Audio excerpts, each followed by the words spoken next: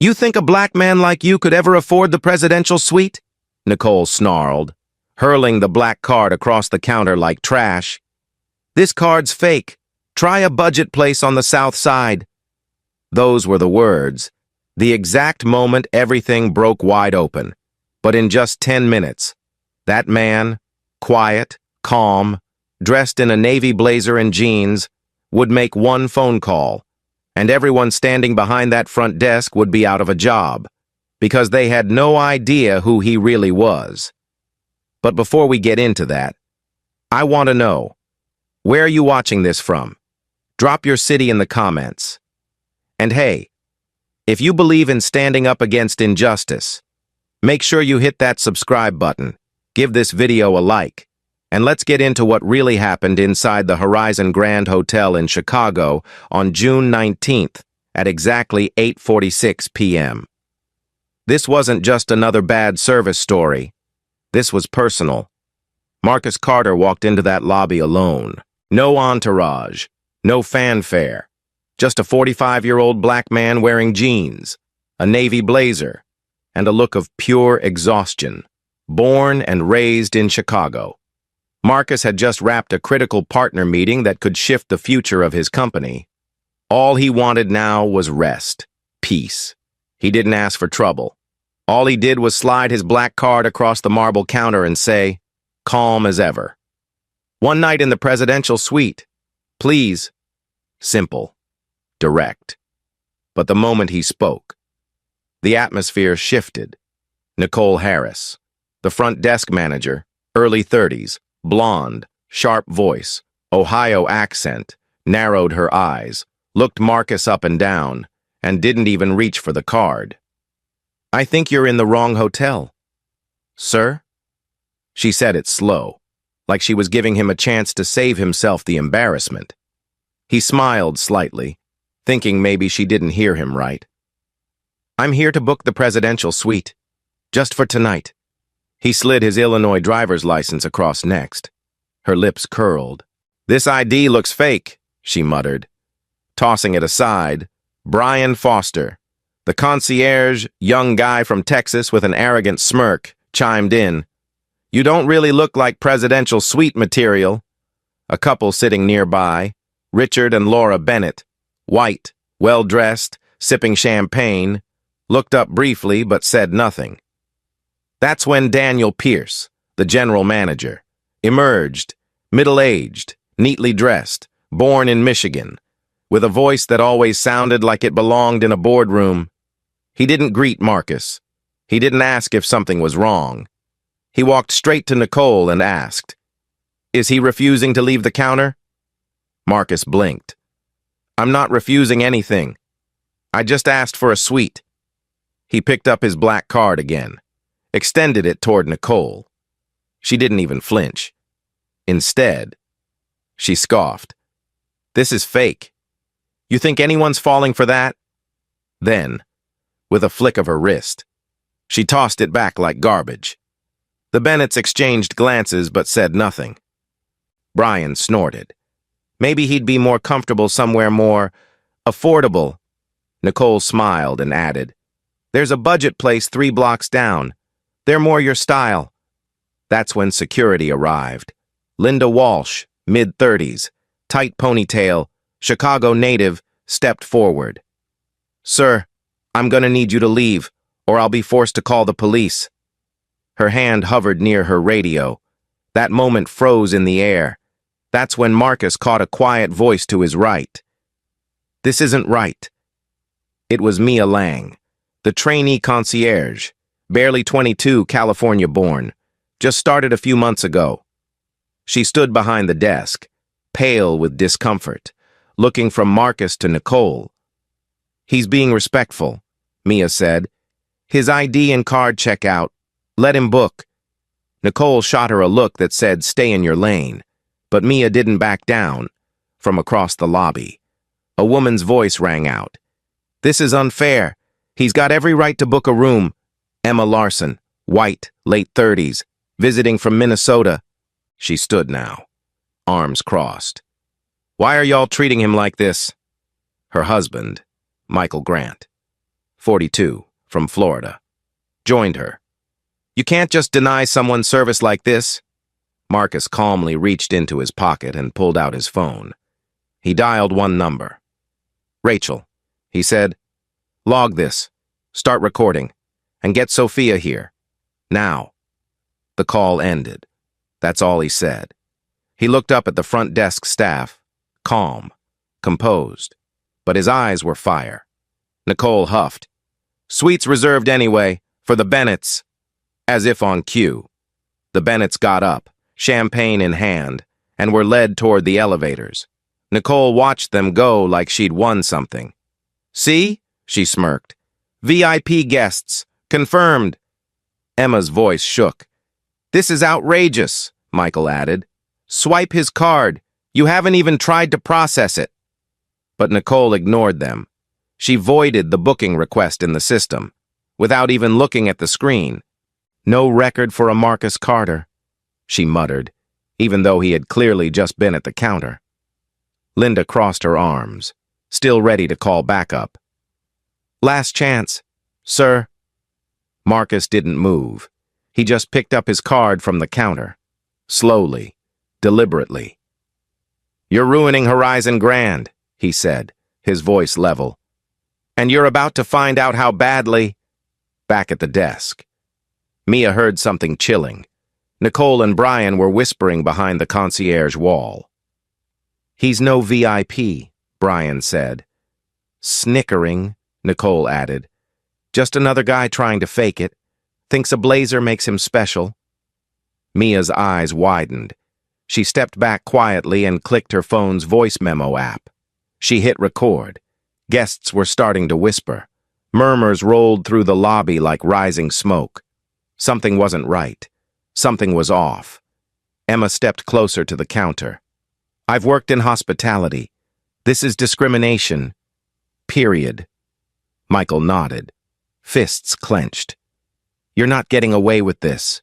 Daniel stepped forward again. Sir, you are disturbing the peace of this hotel. If you don't leave immediately, we will involve law enforcement.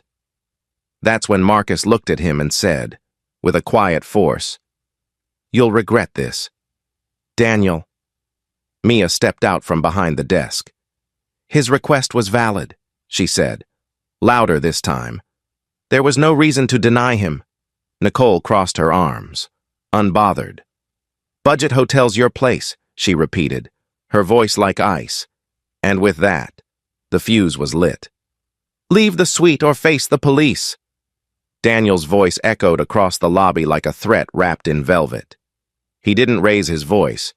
He didn't need to. His tone alone carried the weight of warning, laced with entitlement and bias. Marcus stood still, surrounded by staring guests and silent tension, while Nicole folded her arms and said, You're a scammer. This hotel has standards. Brian leaned in from the concierge desk, chuckling under his breath. Man, people like you never stop trying, huh? Linda, the security officer, took a step forward, hand hovering near her belt. Let's not make this hard, okay? Her words weren't loud, but they were sharp. The threat hung in the air like a blade. Marcus didn't flinch, but you could see it in his jaw, the tension, the restraint. Mia, standing to the side, finally snapped. He's done nothing wrong. His request was valid from the start. But Daniel didn't acknowledge her. He just muttered to Nicole, not quietly enough.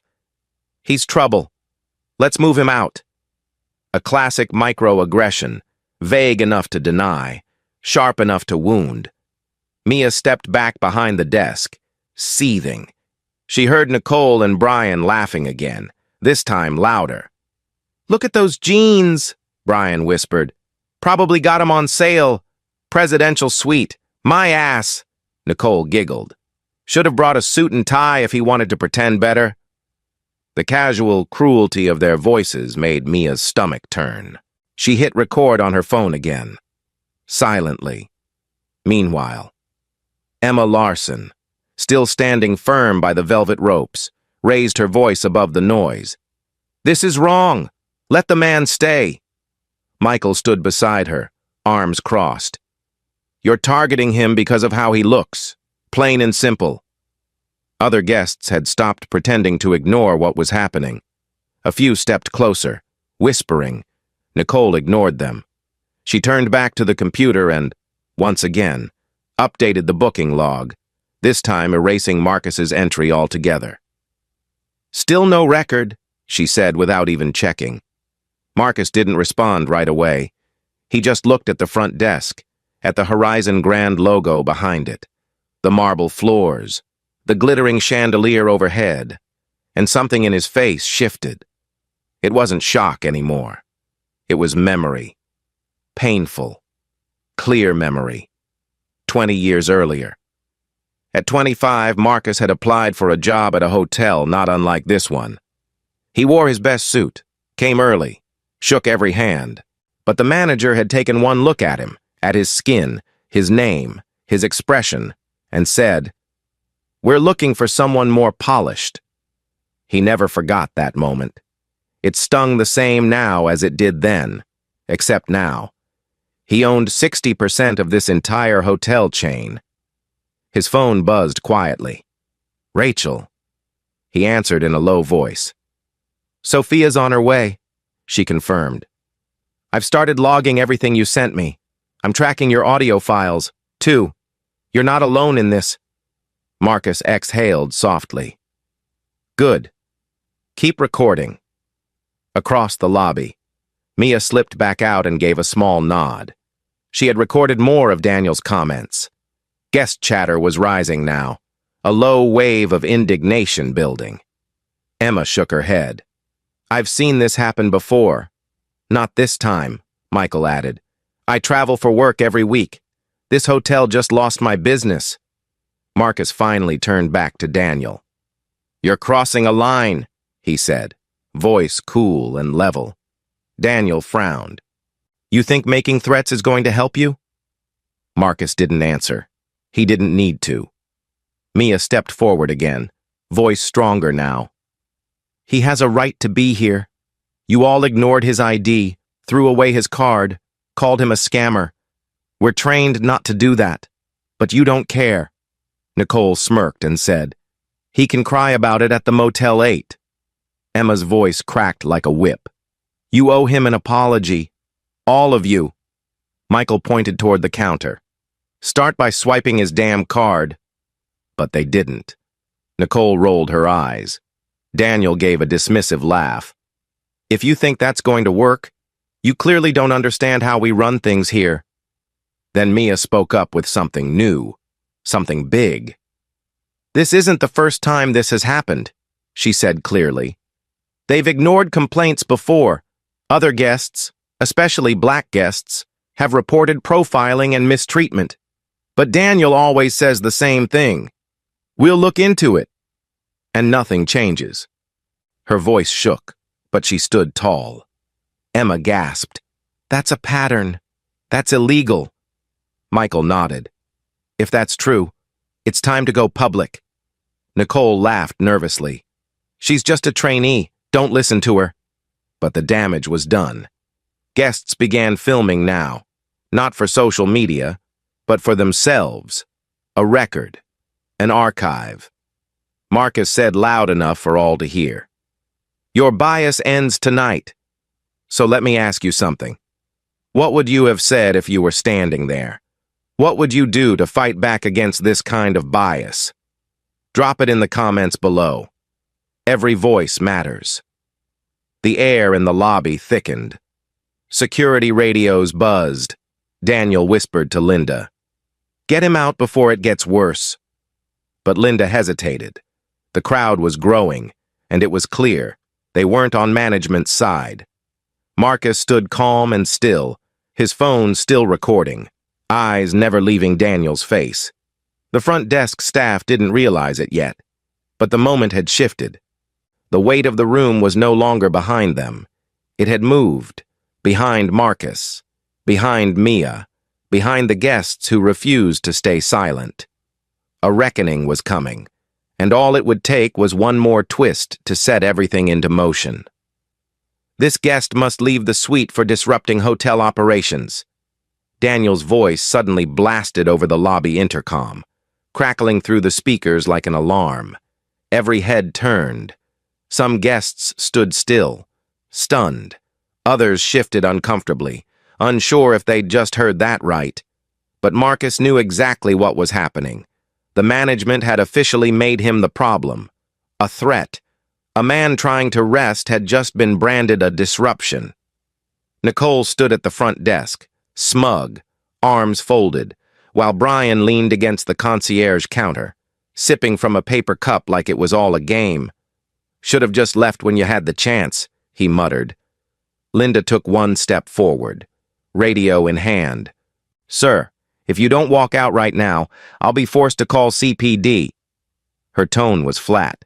She didn't look angry, just annoyed, like Marcus was a stray item someone left behind. Nicole smirked. "Told you, he's not sweet material." Behind her, Brian nodded. "Some folks just don't know when to quit." Mia, clutching her phone tightly, heard them both, every last word. She'd left the voice memo app running, recording everything, again, just like the others. But this time, she wasn't alone. Emma stepped forward, voice shaking but steady. "This is unacceptable. He belongs here. I don't care how he's dressed. He's a paying guest. And you're harassing him," Michael added. "This is not how you treat people. We all saw him check in. We saw you throw his card." Nicole rolled her eyes, muttering, "Why are y'all even getting involved?" But Emma wasn't backing down.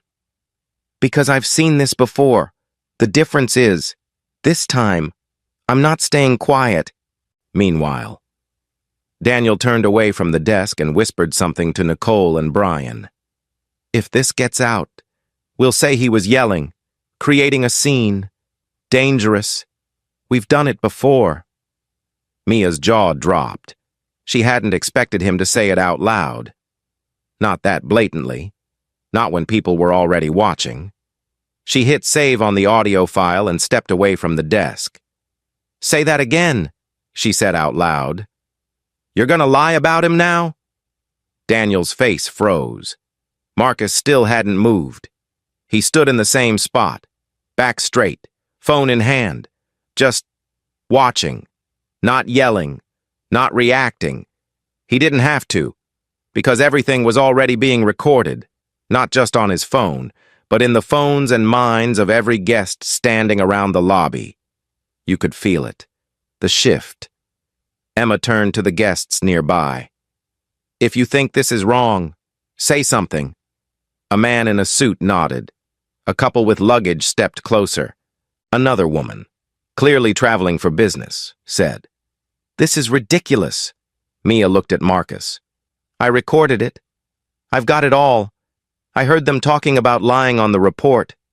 Marcus nodded once, calm, quiet, but his eyes said everything, from behind the desk. Brian muttered, "She's bluffing." But Nicole wasn't so sure. She stepped back from the computer, suddenly nervous.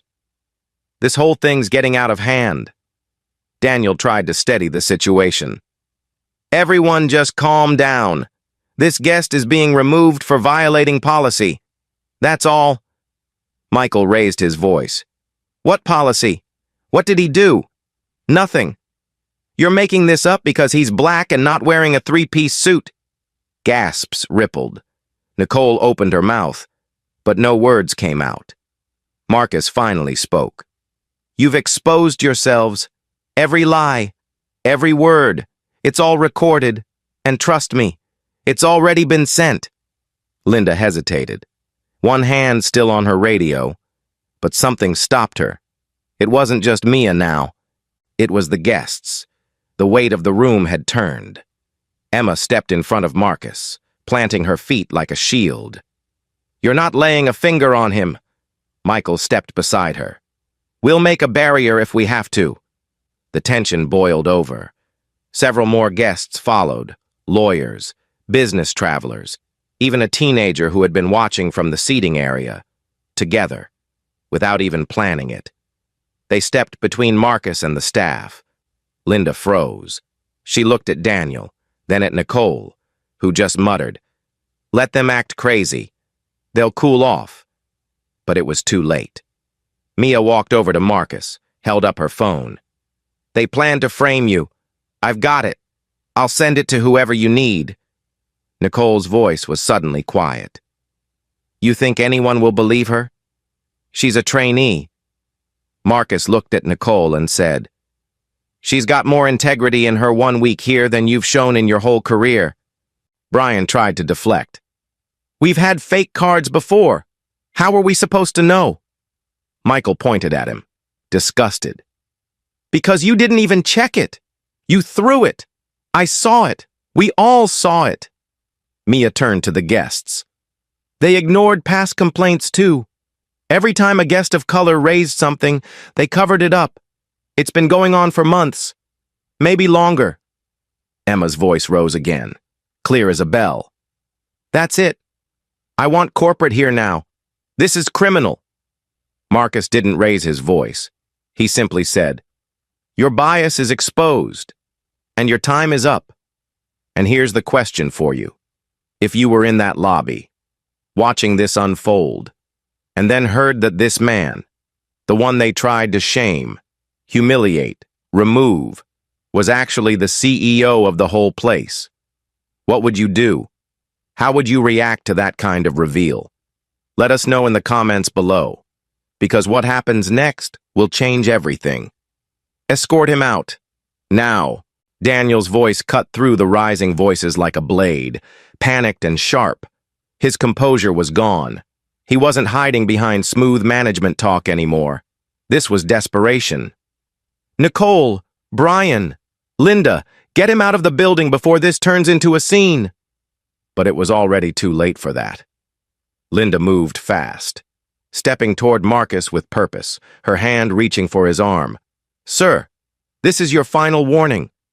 But before she could touch him, a voice rang out, fierce, loud, and from across the room, "Don't lay a hand on him." Emma Larson pushed through the small crowd, eyes locked on Linda, her finger pointed like a dagger. "He hasn't done a single thing wrong, and you know it." Michael was right behind her. "You touch that man. You're assaulting a paying guest, and I promise you, you'll regret it." Guests were standing up now. People who had been quiet just minutes ago were pulling out their phones, stepping forward, forming a loose, unspoken wall around Marcus. Some held luggage, some held Starbucks cups, but all of them had the same look, like they weren't gonna let this happen. Linda froze. She glanced at Daniel. He didn't say a word, just gave her a look that said, "Handle it." But the tide had already turned.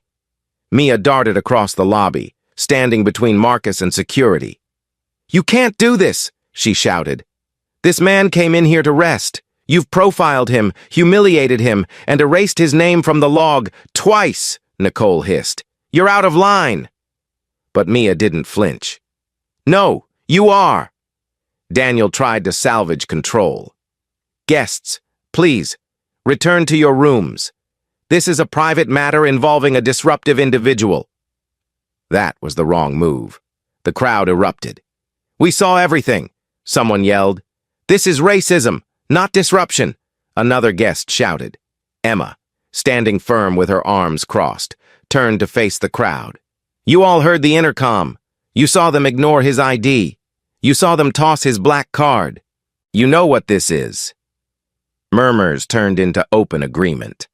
A man in a business suit said, "I've stayed at Horizon Grand for years. I'm canceling every future reservation." Suddenly, Rachel's voice buzzed through Marcus's phone. Calm, certain. "Sophia's in the lobby. I repeat, Sophia Nelson has arrived. She's watching everything." Marcus looked toward the entrance, and there she was.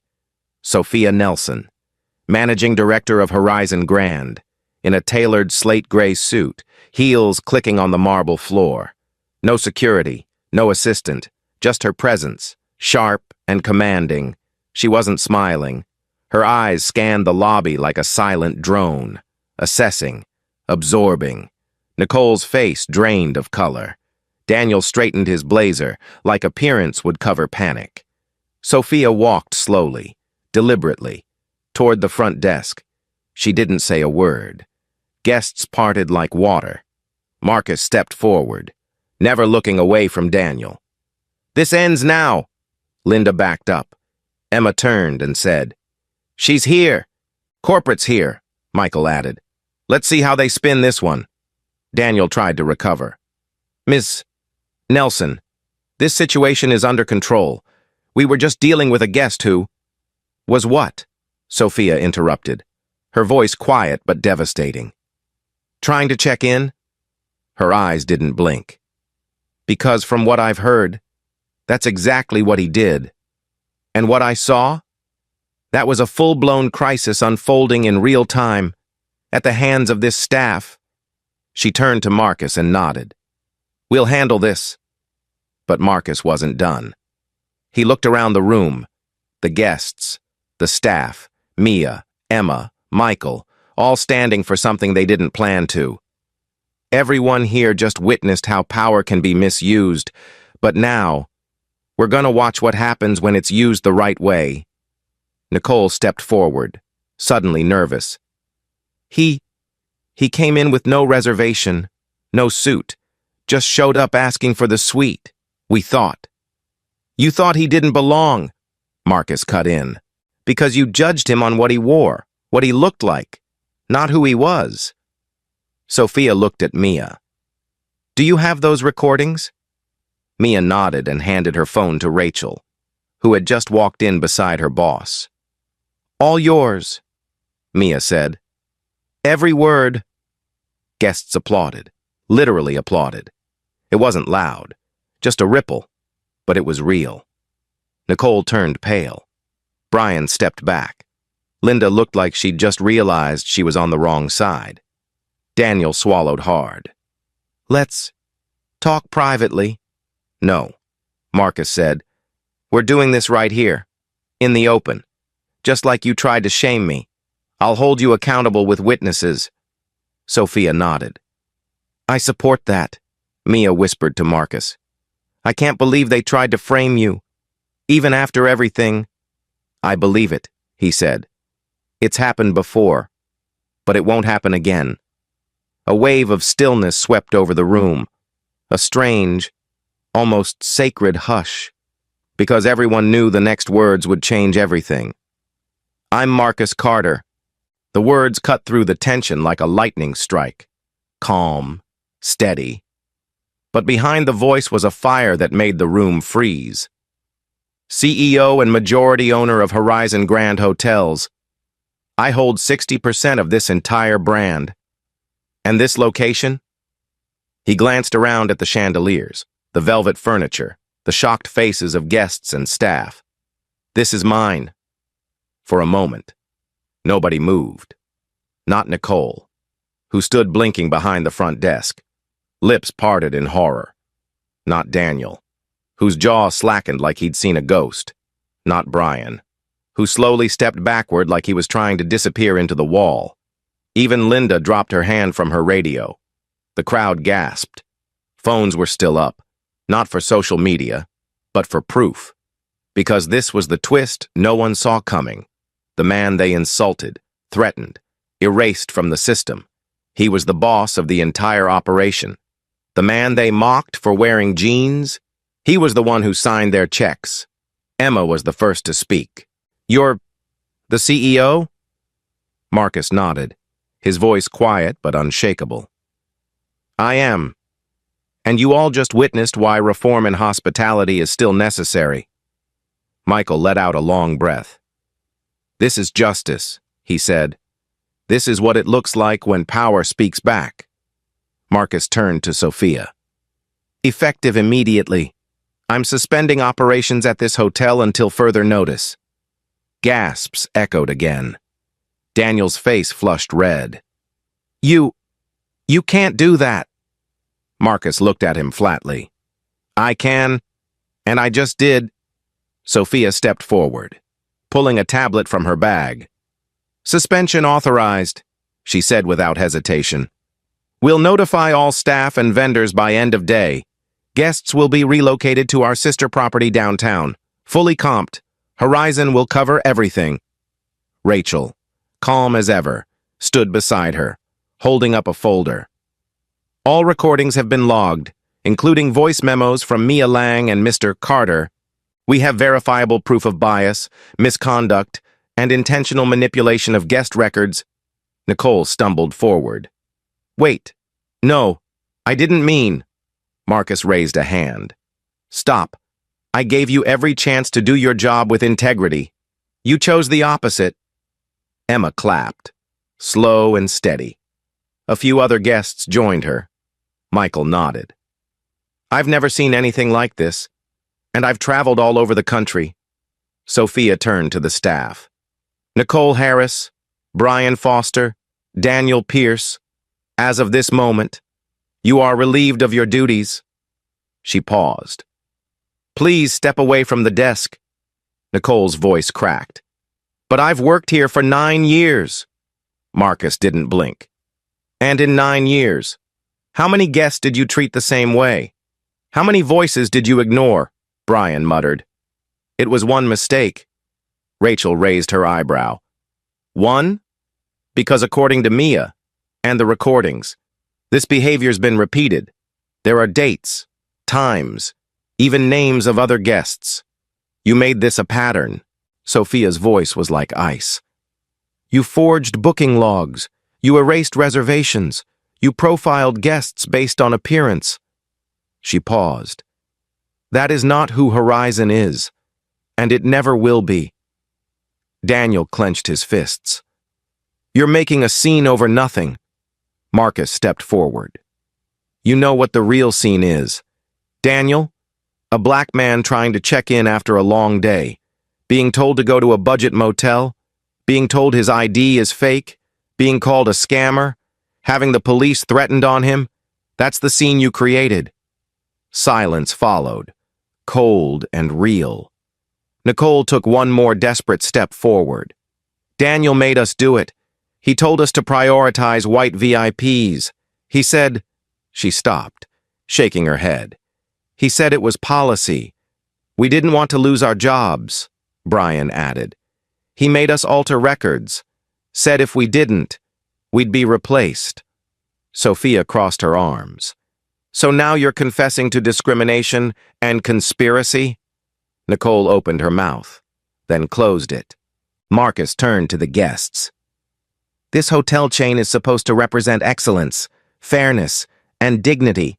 That's what I built it to be. That's what we'll get back to. Starting today. Linda stepped forward slowly. Mr. Carter. Her voice was quiet, unsure. I shouldn't have threatened you. I was wrong. I didn't know who you were. But that shouldn't matter. Marcus looked at her. It shouldn't. And I'll be honest. It almost did. But you stopped yourself. You didn't touch me. You hesitated. That means something. He paused. You're not off the hook. But you get one more chance. You'll enter training. If you pass, you stay. Linda nodded slowly, visibly shaken. Thank you. I won't waste it. Then Marcus turned to Mia. And you? He smiled. You stood up when nobody else would. You challenged your own team. You recorded the truth. That takes guts. He turned to Sophia. Effective immediately. Promote Mia Lang to lead concierge and add her to our policy reform team. Guests clapped again, louder this time. It wasn't just applause. It was relief, that someone with power had actually used it for something right. Michael leaned toward Emma. This feels like history. Emma nodded. Feels like healing. Marcus took a slow breath, taking it all in. The chaos, the reckoning, the slow return of calm. Then he said the words no one expected, but everyone needed. We're not going to make this public. No press release, no viral video. This stays in-house, because true justice isn't about clout. It's about change. Sophia nodded. Understood, Rachel added. All affected guests will receive full compensation. A follow-up email will go out within the hour. Marcus looked around one last time. Let this moment be a turning point. Not just for this hotel, but for everyone who ever thought fairness was optional. And just like that, the balance shifted. The hotel didn't burn down. No one went viral. But something more important happened. A culture cracked, and light poured through. You're terminated, Marcus said firmly, eyes fixed on the trio that had led the hotel into crisis. Nicole Harris, Brian Foster, Daniel Pierce, you're done. Fired for cause. Effective immediately. His voice was clear, not loud, but sharp enough to silence the entire lobby. Nicole looked stunned, her mouth slightly open like she still thought this was a warning, not a final word. Brian blinked fast, already stepping back, stammering something under his breath. And Daniel? He didn't move. His face was stiff, jaw locked, but behind his eyes, you could see it, disbelief turning into a slow, bitter rage. You can't do this, Daniel muttered. This is unjust. I've managed this location for years. Marcus didn't flinch. And in all those years, how many people did you silently push out? How many did you erase with a keystroke? How many did you treat the way you treated me tonight? The silence that followed wasn't just awkward. It was heavy. Real. Sophia, arms crossed beside him, added, all terminations are backed by policy and evidence. We have recordings, reports, and direct witness testimony. If you'd like to dispute it, you can do so with legal, not with us. Nicole let out a half laugh, but it caught in her throat. I made a mistake. That's all. Marcus shook his head. No, you made a choice. Brian stepped forward, hands up. Look, I was just following Daniel's lead. He made us. But Marcus cut in. You followed the worst of him when you should have followed your conscience. He turned away. You're finished. The lobby watched as security, now operating under Sophia's direction, asked the three to step away from the desk. Nicole hesitated, looking toward Linda for some kind of backup, but Linda didn't move. Her hands were clasped, her head low. Marcus turned to her. Linda. She looked up, nervous but listening. You crossed a line tonight, threatening to call the police on a guest who hadn't done a thing wrong. That's serious. But I saw something in you the others didn't show. He paused. You stopped. You hesitated. You didn't follow through. Linda swallowed. I realized it wasn't right, and I didn't want to be part of it. Marcus nodded. You've got one shot. You'll be retrained, top to bottom. If you pass, you stay. But if you slip, even once, you're out. No second chances. Linda nodded slowly. I'll do better. Thank you. I won't waste it. Then, Marcus turned to Mia, and his voice softened. You didn't just witness injustice tonight. You stood up to it. You challenged your own co-workers. You made recordings. You risked your job to do the right thing. Mia looked overwhelmed, but proud. I couldn't just stand there and let it happen. Marcus smiled. That's the kind of leadership I want at Horizon. He looked to Sophia. Effective immediately. Mia Lang is promoted to lead concierge. She'll also join our internal reform task force. The lobby clapped. This time it wasn't polite. It was real. The kind of applause that comes from people seeing something good happen. Emma smiled wide. Yes, that's what I'm talking about, Michael added. That's leadership right there. Mia looked like she could cry. Thank you, she whispered. Thank you so much. Rachel stepped in, holding a small tablet. Guest compensation packages are already being issued. Every guest who witnessed tonight's incident will receive a full refund and a future credit. Follow-up surveys will go out tonight, Sophia added. All staff at this location will undergo emergency equity and ethics training before operations resume. All existing policies will be audited for bias and transparency. Marcus nodded. And I'll personally oversee the reform. This isn't a PR move. It's a permanent change. Then came the final hit. The twist no one saw coming. Brian, now slumped against a wall with a resignation slip in hand, suddenly muttered, "You think this is the first time Daniel did this?" Heads turned. "He made us do this over and over. Black guests, Latino guests, sometimes even folks who just didn't look rich enough. He told us to erase reservations, say rooms were full, fake system glitches. We were told to protect the brand's image." Sophia's eyes narrowed. "How far back does this go?" Brian shrugged. "Years.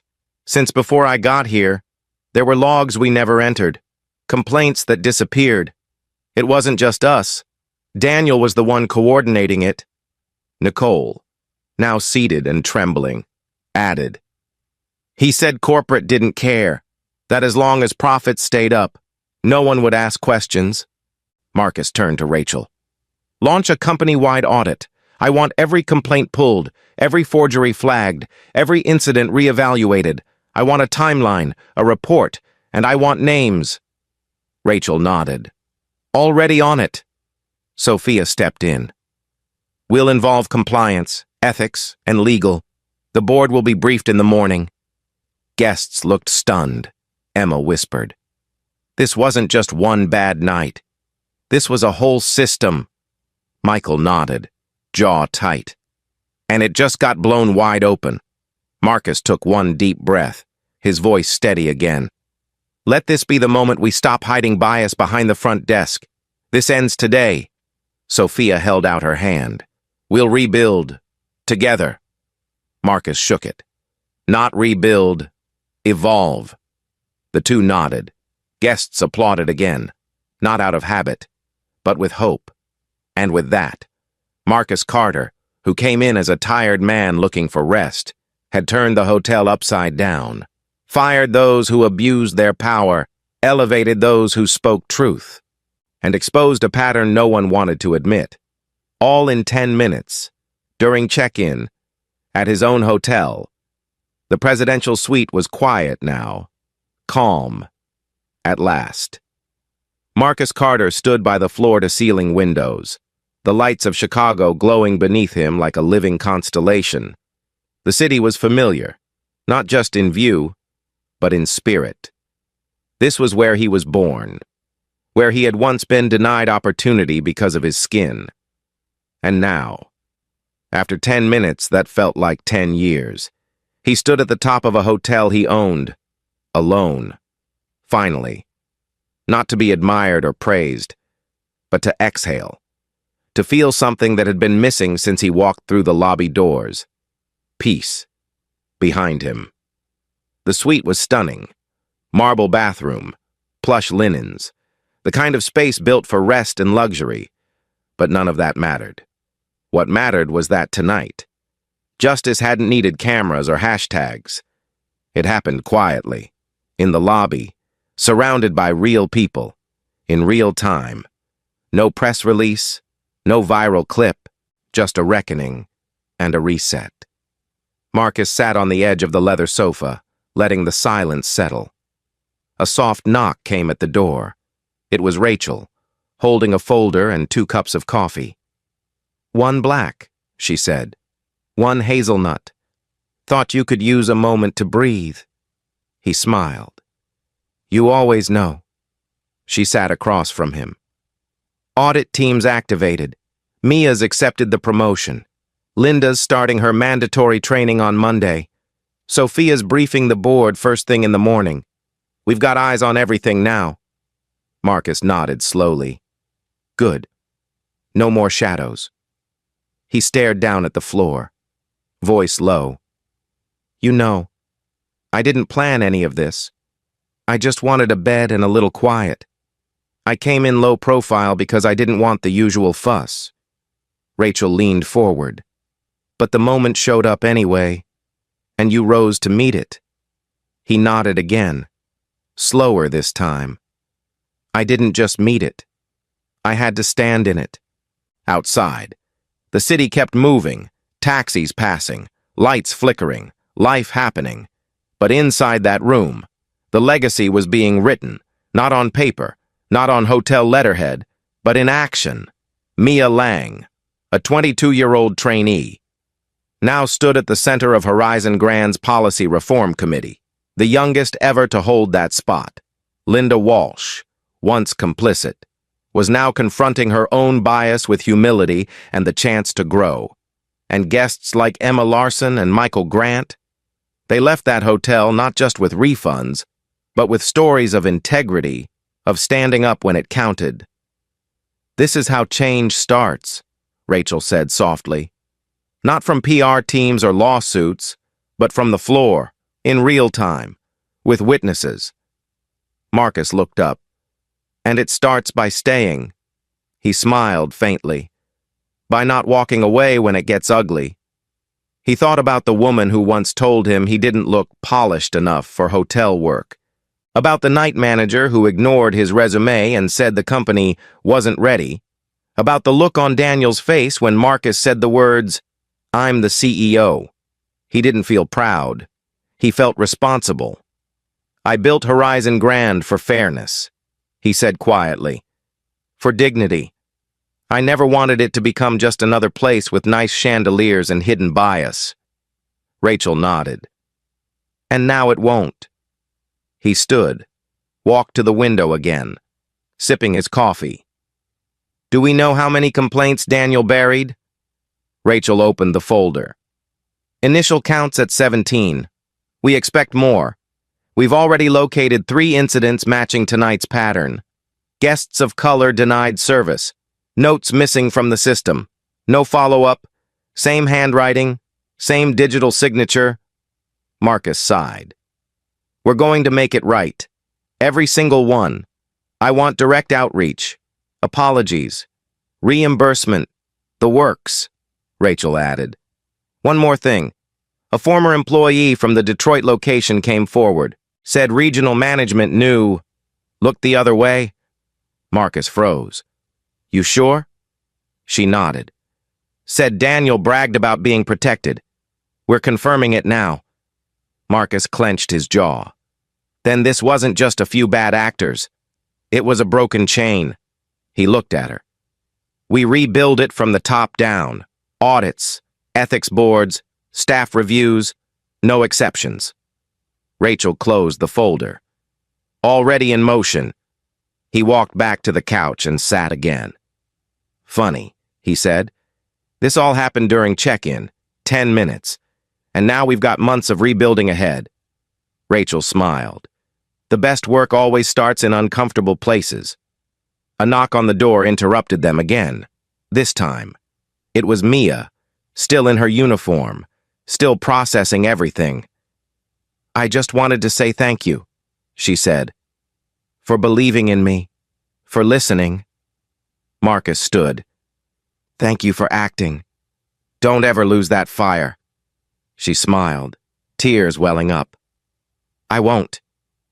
As she left, Marcus looked around the suite one last time. He didn't feel powerful. He felt grateful, grounded, not because of wealth or title, but because, tonight, the system cracked, and through that crack, accountability had finally stepped in. 3 months later, Marcus would stand in front of the Horizon Grand leadership team and unveil a new policy handbook, one that redefined guest treatment, enforced zero tolerance on profiling, and rewarded whistleblowers. Mia would be sitting at the head of the reform panel. Linda, now reformed and certified, would be training new hires on bias awareness. And the hotel that once tried to deny Marcus a room would now be known as the chain that took a hard look inward and changed. Back in the suite, Marcus looked at Rachel and said quietly, "You know what the real win is?" She looked up. "What?" "No apology was public, no cameras, and still, we fixed it." She nodded. "Because justice doesn't need to be loud to be real." He raised his cup. "To quiet change." She raised hers back. "To legacy." And somewhere, far below. The lobby stood still, waiting for its next check-in.